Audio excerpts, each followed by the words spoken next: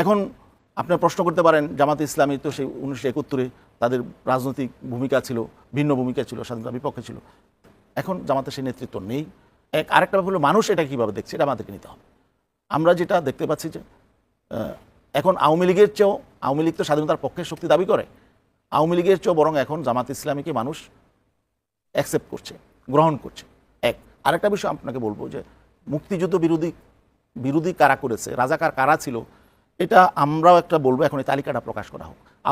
আওয়ামী লীগের মুক্তিযুদ্ধ বিষয়ক মন্ত্রণালয়ে একটা তালিকা করা হয়েছিল। আমাদের গাজীপুরের এমপি মুক্তিযুদ্ধ বিষয়ক সম্পাদক মুজাম্মেল সাহেব, তিনি একটা তালিকা করেছেন। আমি বলবো সেই তালিকাটা এখনও হয়তো মন্ত্রণালয়ে আছে, সেই তালিকাটা প্রকাশ করা হোক।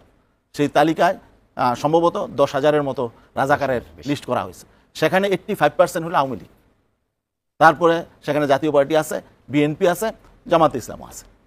তাহলে মূলত ওই তালিকাটা প্রকাশ করলে বোঝা যাবে 71-এ রাজাকারী কারা করছে, প্রকৃতপক্ষে সেই পশ্চিমাদের পক্ষে কারা এখানে আসলে অপকর্ম করেছে, তাই না?